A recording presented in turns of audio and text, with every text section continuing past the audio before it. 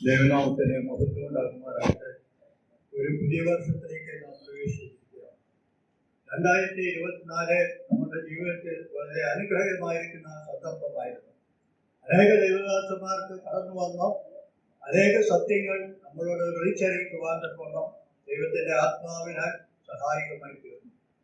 കഴിഞ്ഞ ദിവസങ്ങളിൽ അവസാനത്തെ സൺഡേ കർത്താവിന്റെ ദാസൻ സാമുവേൽ തോമസ് നമ്മുടെ മധ്യ കടന്നു വന്നപ്പോൾ ശക്തമായിരിക്കുന്ന ദൂത് എഫേസ്യ ലേഖനത്തിൽ നിന്നും നമ്മളെ കേൾപ്പിക്കുവാനിടയായിരുന്നു. ദൈവത്തിന്റെ ശക്തിയുടെ അവന്റെ വലിപ്പം എത്രയാണെന്ന് നമ്മെ പറഞ്ഞ് കേൾപ്പിക്കുകയാണ്.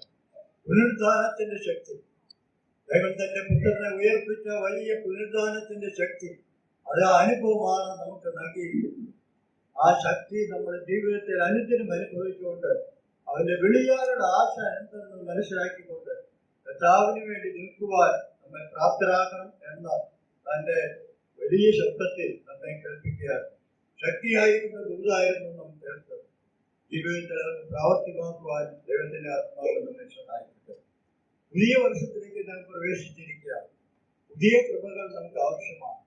പുതിയ കൃപകൾ അനുഭവിച്ചുകൊണ്ട് പുതിയ ശക്തി പ്രാപിച്ചുകൊണ്ട് കർത്താവിന് വേണ്ടി കൂടുതൽ ചോദിപ്പാൻ തക്കണം ദൈവത്തിന്റെ ആത്മാവ് നമ്മെ സഹായിക്കുവാനാണ്.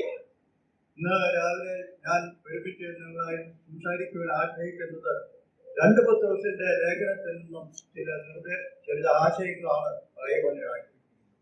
1 പത്രോസിന്റെ ലേഖനം നാം വിശദമായിട്ട് കർത്താവിന്റെ ദാസൻ ജോഷ് ബാബു നമ്മെ കേൾപ്പിക്കുകയുണ്ടായി. സത്യകൃപയിൽ നിൽക്കണമെന്നുള്ള വലിയ സന്ദേശത്തോടുകൂടെ ചില മാസങ്ങൾ ദൈവത്തിന്റെ വചനത്തിൽ നിന്നും നമ്മെ കേൾപ്പിക്കുകയുണ്ടായി. ആ പത്രോസ് തന്നെയാണ് അതേ വിശ്വാസികൾക്കാണ് 2-ാം ലേഖനം എഴുതിയിരിക്കുന്നത്. 2-ാം ലേഖനം 1-ാം ലേഖനം ആശ്വാസത്തിന്റെ ലേഖനമായിരുന്നു. 1-ാം ലേഖനം വേദനപ്പെട്ട് ഭാരപ്പെട്ട് ഞെരുങ്ങുന്നതായിരിക്കുന്ന സഹോദരന്മാർക്ക്, കുടുംബങ്ങൾക്ക്, വിശ്വാസികൾക്ക് ആശ്വാസം നൽകുന്ന സന്ദേശമായിരുന്നു 1-ാം ലേഖനം. എന്നാൽ 2-ാം ലേഖനം ദൈവത്തിന്റെ ശബ്ദമായിട്ട്, അത് മുന്നറിയിപ്പിന്റെ ഒരു ശബ്ദമായിട്ടാണ് കേൾപ്പിക്കുന്നത്. അനേകം മുന്നറിയിപ്പുകളാണ് 2-ാം ലേഖനത്തിൽ വന്നിരിക്കുന്നത്. 2-ാം ലേഖനം കർത്താവിന്റെ വരവ് ഏറ്റവും സമീപമായിരിക്കുന്നു എന്നുള്ള സന്ദേശം ഉൾക്കൊണ്ടുകൊണ്ടാണ് കർത്താവിന്റെ ശബ്ദം ആ ലേഖനത്തിൽ കൂടെ കേൾപ്പിച്ചിരിക്കുന്നത്. കർത്താവ് ഏറ്റവും സമീപമായിരിക്കുന്നു, കാലലക്ഷണങ്ങൾ വിളിച്ചറിയിക്കുന്നു, ഭൂമിയെ മുഴുവനായിട്ട് നശിപ്പിക്കുവാനുള്ള എല്ലാ ക്രമീകരണങ്ങളും ചെയ്തുകൊണ്ടിരിക്കുന്നു എന്നുള്ള ആ വലിയ സന്ദേശം ഈ 2-ാം ലേഖനത്തിലാണ് എഴുതപ്പെട്ടിരിക്കുന്നത്. ആ 2-ാം ലേഖനത്തിൽ അനേകം മുന്നറിയിപ്പുകളുണ്ട്. ദൈവത്തിന്റെ കൃപയാലെ 2 മുന്നറിയിപ്പുകളാണ് ഇന്ന് ഞാൻ ചിന്തിക്കുവാനായിട്ട് ആഗ്രഹിക്കുന്നത്. ഒരു പ്രബോധനവുമാണ് അതിൽ നിന്നും ചിന്തിക്കുവാൻ ആഗ്രഹിക്കുന്നത്. 3 അധ്യായങ്ങളാണ് ഈ ലേഖനത്തിലുള്ളത്. ഈ ലേഖനം മുഴുവനായിട്ട് നമുക്ക് വായിക്കേണ്ടത് ആവശ്യമാണ്. എന്നാൽ പ്രാരംഭമായിട്ട് 1-ാം അധ്യായത്തിന്റെ 1 മുതൽ 10-ാം വാക്യം വരെ വായിക്കുവാൻ ആഗ്രഹിക്കുകയാണ്. യേശുക്രിസ്തുവിന്റെ ദാസനും അപ്പോസ്തലനുമായ ശീമോൻ പത്രോസ്, നമ്മുടെ ദൈവത്തിന്റെ രക്ഷിതാവായ യേശുക്രിസ്തുവിന്റെയും നീതിയാൽ ഞങ്ങൾക്ക് ലഭിച്ചതുപോലെ അതേ വിലയേറിയ വിശ്വാസം ലഭിച്ചവർക്ക് എഴുതുന്നത്, ദൈവത്തിന്റെയും നമ്മുടെ കർത്താവായ യേശുവിന്റെയും പരിജ്ഞാനത്തിൽ നിങ്ങൾക്ക് കൃപയും സമാധാനവും വർദ്ധിക്കുമാറാകട്ടെ. തന്റെ മൗത്വത്താലും വീര്യത്താലും നമ്മെ വിളിച്ചവന്റെ പരിജ്ഞാനത്താൽ അവന്റെ ദിവ്യശക്തി ജീവനും ഭക്തിക്കും വേണ്ടിയതൊക്കെയും നമുക്ക് ദാനം ചെയ്തിരിക്കുന്നുവല്ലോ.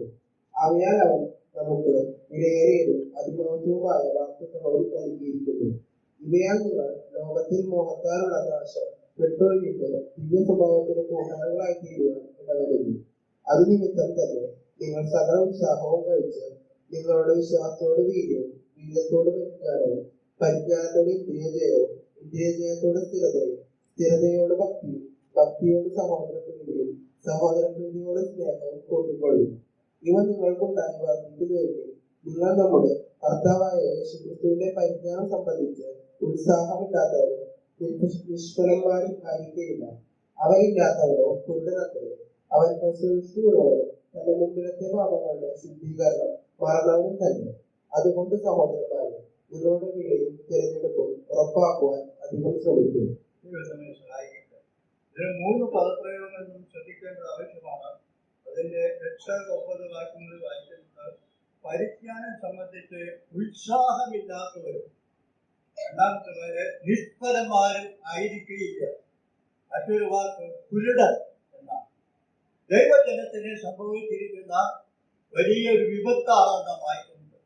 രക്ഷിക്കപ്പെട്ടവരാണ്, ജീവിതത്തിൽ ദൈവകൃപ അനുഭവിക്കുന്നവരാണ്, ദൈവത്തെ സ്നേഹിക്കുന്നവരാണ്.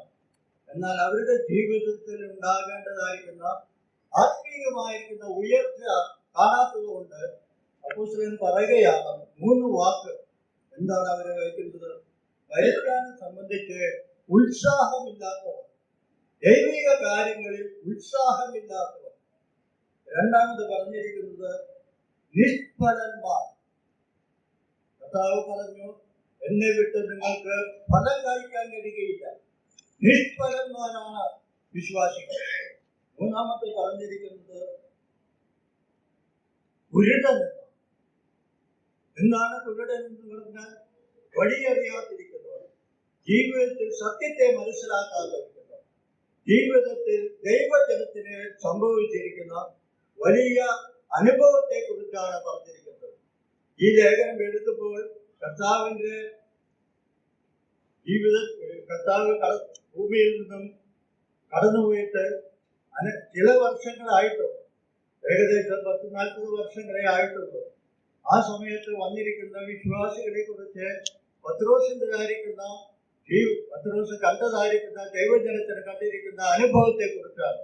ഇന്ന് 2000 വർഷങ്ങളെ ഏകദേശം കടന്നുപോയപ്പോൾ ഇന്നും അതേ അനുഭവമാണ് വിശ്വാസികളുടെ ജീവിതത്തിൽ. എന്താണ് ദൈവത്തിന്റെ ആത്മാവ് നമ്മെ കുറിച്ച് ആഗ്രഹിക്കുന്നത്?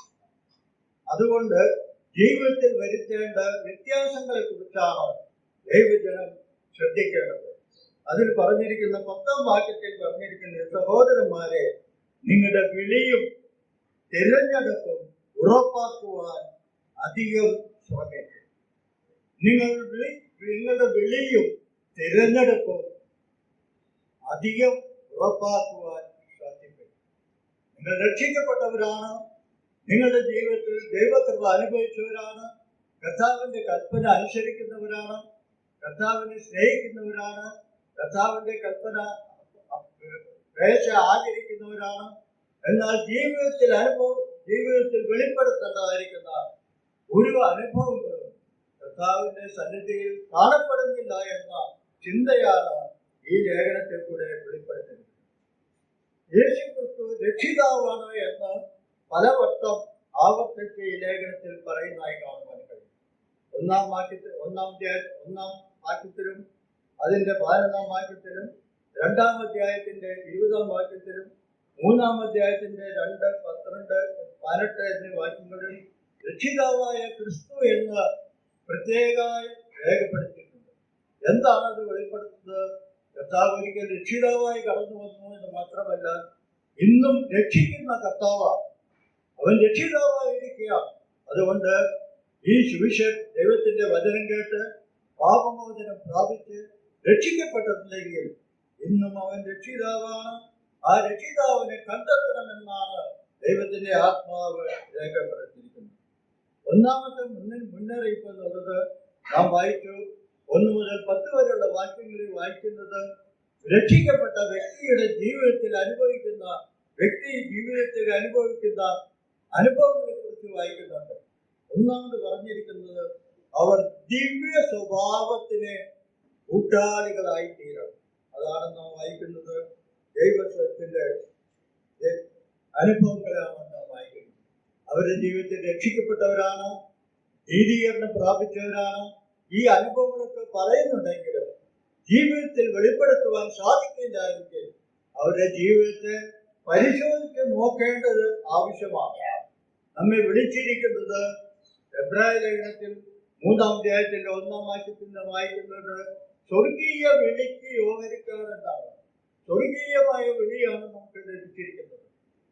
യോഹന്നാന്റെ സുവിശേഷം 1-ാം അധ്യായത്തിന്റെ 12-ാം വാക്യത്തിൽ നാം വായിക്കുന്നുണ്ട്, അവനെ കൈക്കൊണ്ട് അവനെ നമുക്ക് വിശ്വസിക്കുന്നവരൊക്കെ ദൈവത്തിന്റെ മക്കളാണ്. എന്നാൽ 13-ാം വാക്യത്തിൽ വായിക്കുന്നത് അവർ ദൈവത്തിൽ നിന്ന് ജനിച്ചവരാണ്.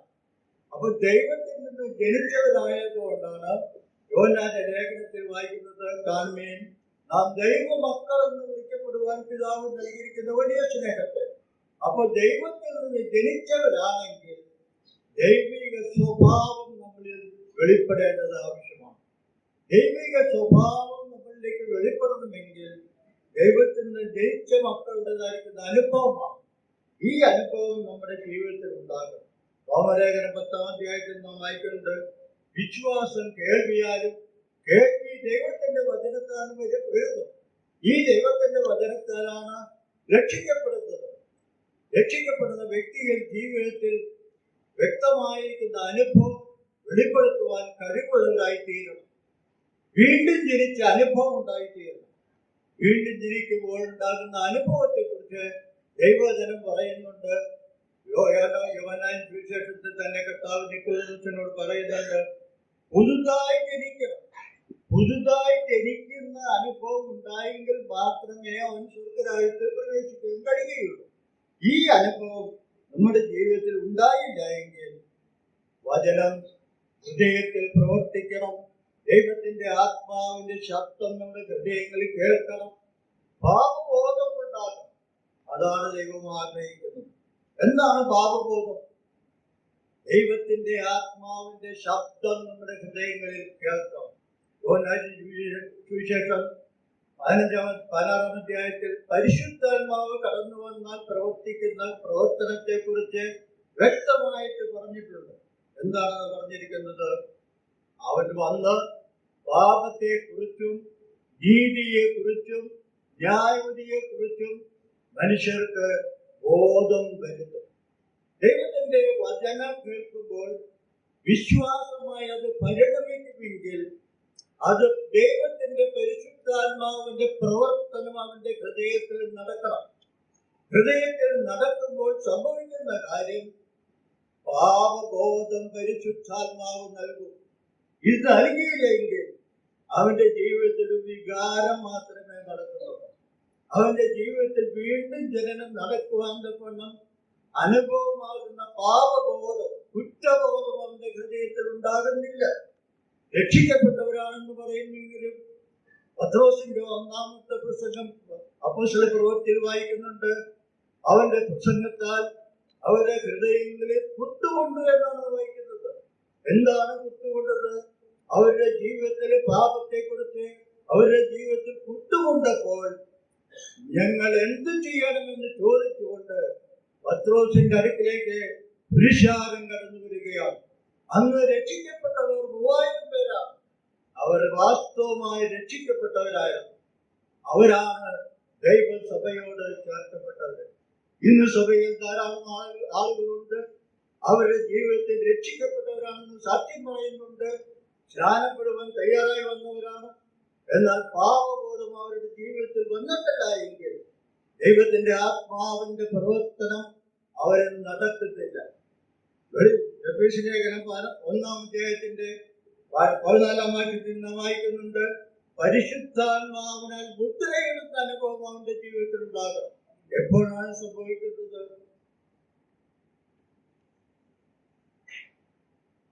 പരിശുദ്ധാത്മാവ് അവന്റെ ഹൃദയത്തിൽ പാപബോധം ഉളവാകുന്ന സമയത്താണ് അവൻ രക്ഷിക്കപ്പെടുന്നത്.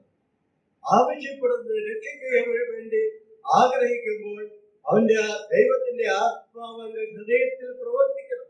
ഇതാണ് രക്ഷയുടെ അനുഭവത്തിലേക്ക് കടന്നു വരുവാൻ ഇടയായിട്ടുണ്ട്.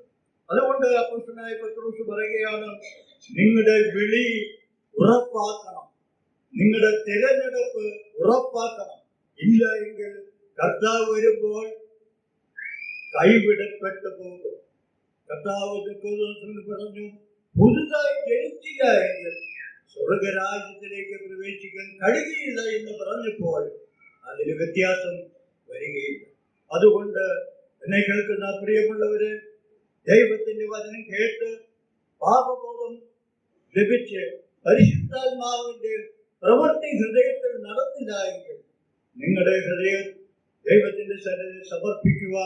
ദൈവത്തിന്റെ ആത്മാവിന് വേണ്ടി ദൈവത്തിന്റെ ആത്മാവ് ഹൃദയങ്ങളിൽ പ്രവർത്തിക്കുന്നുണ്ടെങ്കിൽ മാത്രമേ ദൈവത്തിന്റെ പാപബോധം ഉണ്ടാകുകയുള്ളൂ. പാപബോധത്തിന്റെ അനുഭവത്തിൽ ജീവിക്കാൻ കഴിയുകയുള്ളൂ. കർത്താവ് ഭൂമിയിലായിരുന്നപ്പോൾ 10 കന്യകമാരുടെ കാര്യം പറഞ്ഞതായിട്ട് നമുക്കറിയാം. 10 കന്യകമാർക്കും ഒരു വ്യത്യാസവും കാണുന്നില്ല. അവരുടെ ജീവിതത്തിൽ ഒരുക്കമുള്ളവരായിരുന്നു. എന്നാൽ കർത്താവിന്റെ വരവ് താമസിക്കുമ്പോൾ 10 പേരും ഉറക്കമുള്ളവരായിരുന്നു. 10 പേരും കർത്താവ് വരുന്നതെന്നുള്ള ശബ്ദം കേട്ട് ഉണർന്നു. എന്നാൽ വിളക്കിൽ എണ്ണയില്ല. അവർ 5 പേരുടെ വിളക്കിലാണ് എണ്ണ ഉണ്ടായിരുന്നത്. ആ 5 പേർ വിളക്ക് തെളിയിച്ചു. കർത്താവിന്റെ സന്നിധിയിലേക്ക് അവർ ചേർക്കപ്പെട്ടു. 5 പേർ വിടപ്പെട്ടവരായിത്തീർന്നു. ഇന്ന് കൂടി വന്നിരിക്കുന്നവരെല്ലാവരും തന്നെ ഈ ജീവിതത്തിൽ പരിശുദ്ധാത്മാവ് ഹൃദയത്തിൽ ജീവിതത്തിൽ ഉണ്ടായിട്ട് കർത്താവിന്റെ വരവെങ്കിൽ നിങ്ങൾ കൈവിടപ്പെട്ടു പോകുമെന്ന കാര്യം വളരെ വ്യക്തമായിട്ട് ദൈവത്തിന്റെ ആത്മാവ് ബോധ്യപ്പെടുത്തുകയാണ്.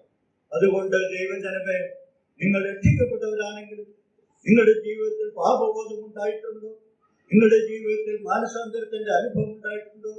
ജീവിതത്തിൽ ദൈവത്തിന് വേണ്ടി ജീവിക്കുവാൻ കഴിവുള്ളവരായി തീരുന്നുണ്ടോ? ഒന്നാമത്തെ ലക്ഷണം പറയുന്നത് ദൈവാനുരൂപമായിരിക്കുന്ന ജീവിതം കഴിക്കുവാൻ സാധിക്കുന്നുണ്ടോ? രക്ഷിക്കപ്പെടുന്നതിന് മുമ്പുള്ള സ്വഭാവത്തിൽ നിന്നും രക്ഷിക്കപ്പെട്ടതിന് ശേഷം ഒരു പുതിയ ജീവിതം ഉണ്ടായിട്ടുണ്ടോ? 2 കൊരിന്ത്യർ 5-ാം വായിക്കുന്നത്, ഒരുവൻ ക്രിസ്തുവിലായാൽ അവൻ പുതിയ സൃഷ്ടിയായി തീർന്നു. അതുകൊണ്ട് മാത്രം തീർന്നില്ല, പഴയത് കഴിഞ്ഞുപോയി എന്നാണ് വായിക്കുന്നത്. സകലവും പുതുതായി തീർന്നിരിക്കുന്നു. പുതുജീവിതത്തിന്റെ അനുഭവം ഉണ്ടെങ്കിൽ മാത്രമാണ് ദൈവത്തിൽ നിന്ന് ജനിച്ച ആ വ്യക്തിയായിട്ട് തീരുകയുള്ളൂ. അവന്റെ ഒന്നാമത്തെ സ്വഭാവം എന്താണ്? അവൻ ദൈവവചനം കേൾക്കുവാൻ, വായിക്കുവാൻ താല്പര്യമുള്ളവരായി തീരും. പത്രോസ് 1-ാം ലേഖനത്തിൽ തന്നെ 2-ാം വാക്യത്തിൽ വായിക്കുന്നുണ്ട്, ഇപ്പോൾ ജനിച്ച ശിശുക്കളെ പോലെ രക്ഷയ്ക്കായി വളരുവാൻ, മായമില്ലാത്ത വചനമെന്ന് പാർപ്പെടുപ്പാൻ വാഞ്ചിപ്പിനെന്നാണ് വായിക്കുന്നത്. ഇന്ന് യോഗത്തിന് വരുവാൻ ആഗ്രഹമില്ല. യോഗത്തിന് വരുന്നവർക്ക് തന്നെ വചനം ശ്രദ്ധിക്കുന്നില്ല. ഈ ഭവനത്തിൽ വെച്ച് തന്നെ വചനം വായിക്കുവാൻ ശ്രദ്ധിക്കുന്നില്ല. ദൈവത്തോട് പ്രാർത്ഥിക്കുവാൻ സാധിക്കുന്നില്ല.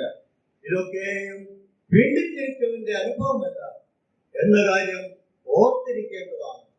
പത്രോസ് പറഞ്ഞത് വാഞ്ചിപ്പിനെന്നാണ്, വചനം വായിക്കുവാൻ വാഞ്ചിപ്പിനെന്നാണ്. ഇതാണ് ഒന്നാമത്തെ മുന്നറിയിപ്പ്. രണ്ടാമത്തെ മുന്നറിയിപ്പ് എന്നുള്ളത് അതിന്റെ 3-ാം അധ്യായത്തിലേക്ക് കടന്നു വരുമ്പോൾ നാം വായിക്കുന്നുണ്ട്,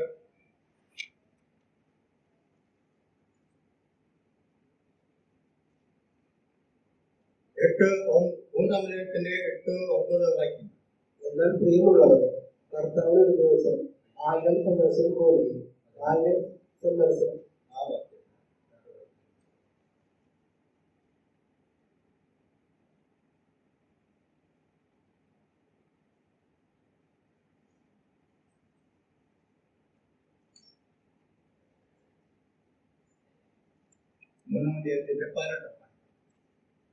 കൃപയിലും നമ്മുടെ കർത്താവും രക്ഷിതാവുമായ യേശുക്രിസ്തുവിന്റെ പരിജ്ഞാനത്തിലും വളരുന്നു. 14-ാം വാക്യം. അതുകൊണ്ട് പ്രിയമുള്ളവരെ, നിങ്ങൾ ഇവയ്ക്കായി കാത്തിരിക്കയാൽ അവൻ നിങ്ങളെ കറയും കളങ്കവും ഇല്ലാത്തവരായി സമാധാനത്തോടെ കാണുവാൻ ഉത്സാഹിച്ചുകൊണ്ട് നമ്മുടെ കർത്താവിന്റെ ദീർഘക്ഷമയിൽ രക്ഷ എന്ന് വിചാരിക്കുന്നു. കർത്താവിന്റെ വരവ് താമസിക്കുന്നതുകൊണ്ട് നമ്മുടെ ജീവിതത്തിൽ കറയും പുളുക്കവും വരുവാൻ സാധ്യതയുണ്ട് എന്നാണ് നാം വായിക്കുന്നത്. രക്ഷിക്കപ്പെട്ടവരുടെ വ്യക്തിയുടെ ജീവിതത്തിൽ, അനുദിന ജീവിതത്തിൽ പാപ സ്വഭാവത്തിൽ പാപ ശരീരത്തിൽ ജീവിക്കുന്നവരാണെങ്കിലും നമ്മുടെ ജീവിതത്തിൽ അനുദിന ജീവിതത്തിൽ പാപത്തിൻ്റെതായിരിക്കുന്ന അനുഭവം ഉണ്ടായിരുന്നു. അതാണ് വായിക്കുന്നത്, കറയും ചുളുക്കവും ഇല്ലാത്തവരായി കാണുവാൻ ദൈവം ആഗ്രഹിക്കുന്നു. യോഹന്നാന്റെ ലേഖനത്തിൽ തന്നെ വായിക്കുന്നുണ്ട്, നിങ്ങളിൽ പാപം ഇല്ല എന്ന് പറയുന്നുവെങ്കിൽ അത് നേരല്ല. നിങ്ങളുടെ പാപങ്ങളെ ഏറ്റുപറയുന്നുവെങ്കിൽ നമ്മുടെ കർത്താവായ യേശുക്രിസ്തു നമ്മുടെ പാപങ്ങളെ ക്ഷമിപ്പാൻ അവൻ സർവശക്തനാണ് എന്ന കാര്യം നാം വായിക്കുന്നു. അതുകൊണ്ട് നമ്മുടെ വിശ്വാസ ജീവിതത്തിൽ, അനുദിന ജീവിതത്തിൽ നാം കറയും ചുളുക്കവും ഇല്ലാത്തവരായി തീരണം. എപ്പോഴാണ് ചുളുക്കം തുളുക്കും കാണുന്നത് ജീവിതത്തിൽ മയക്കം കടന്നു വരുമ്പോൾ നമ്മുടെ ജീവിതത്തിൽ കറയും തുളുക്കവും കടന്നു വരും. അതുകൊണ്ട് യോഹന്നാന്റെ ലേഖനത്തിൽ വായിച്ചത് നമ്മുടെ പാപങ്ങളെ ഏറ്റുപറയുവാനുള്ള നിർദ്ദേശമാണ് ലഭിച്ചിരിക്കുന്നത്. 1 യോഹന്നാൻ 1-ാം അധ്യായത്തിന്റെ 6 മുതൽ 9 വരെ വാക്യങ്ങളിലാണ് നാം വായിക്കുന്നത്.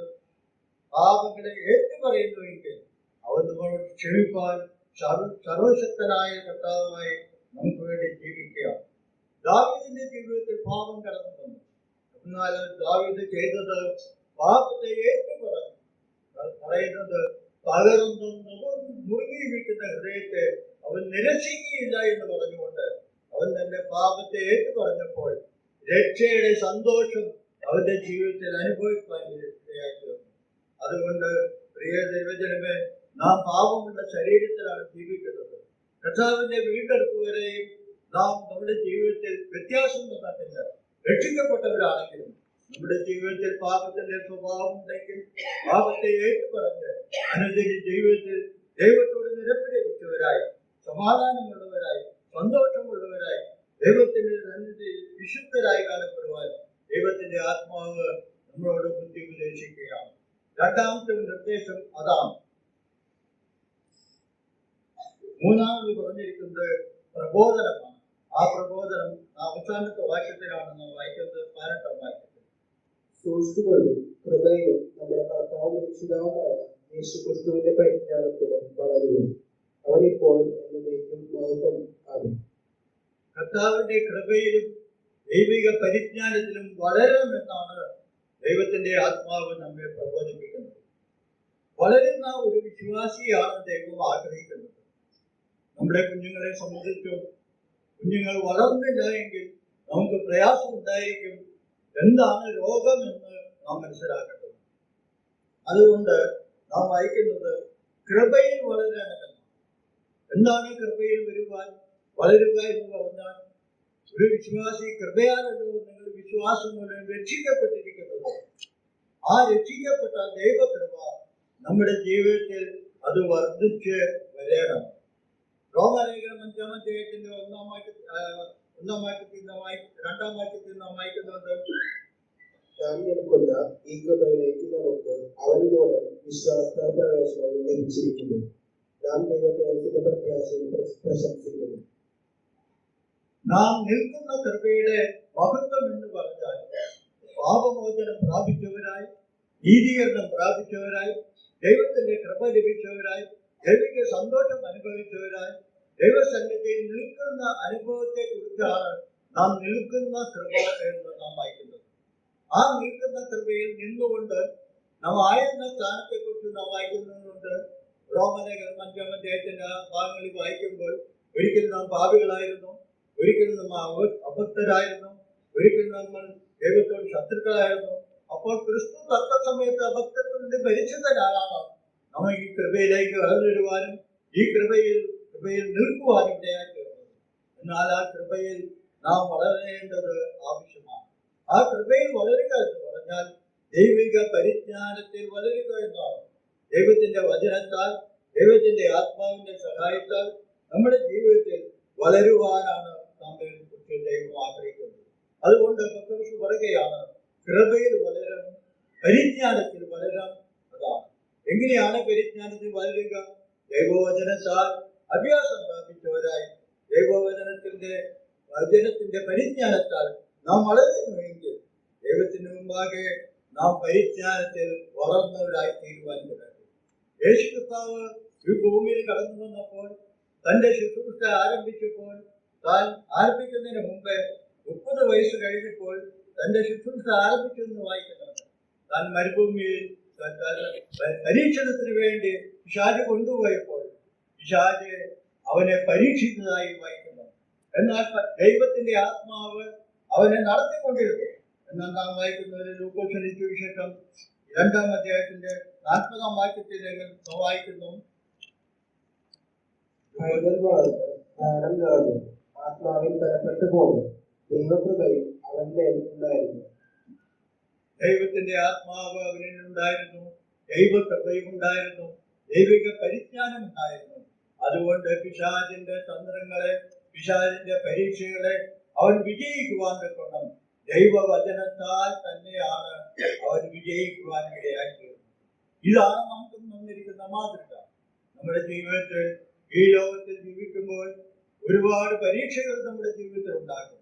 അതുകൊണ്ട് യേശുക്രിസ്തു കാണിച്ച ആ മാതൃക നമ്മുടെ ജീവിതത്തിൽ നാം പ്രാവർത്തികമാക്കുമ്പോൾ നാം പിശാചിന്റെ പരിശോധനകളെ ജയിക്കുവാൻ തക്കണം കഴിവുള്ളവരായി തീരും. അത് മാത്രം മറ്റൊരു പരീക്ഷയിൽ ജയിച്ച വ്യക്തിയെ കുറിച്ച് വായിക്കുന്നുണ്ട്. 1 ശമൂവേൽ 2-ാം അധ്യായത്തിന്റെ 26-ാം വാക്യം.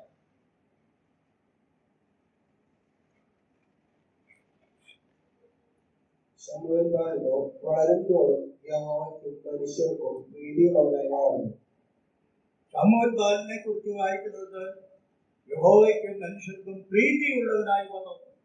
ദൈവഭക്തിയുള്ള ജീവിതം നയിപ്പാൻ ശമൂവേൽ ബാലന് കഴിഞ്ഞു.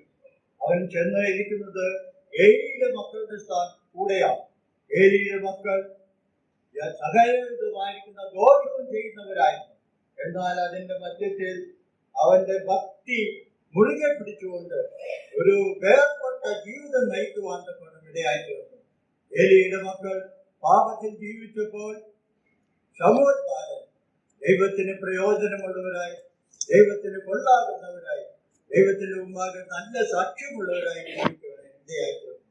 നാം ഈ ലോകത്തിൽ ജീവിക്കുമ്പോൾ ദൈവഭക്തി മുറുകെ പിടിക്കുന്നവരും ദൈവഭക്തിയുടേതായിരിക്കുന്ന വേർപാടും ജീവിതവും നമ്മുടെ ജീവിതത്തിൽ മാതൃകയാക്കി തീർക്കുന്നുണ്ട്.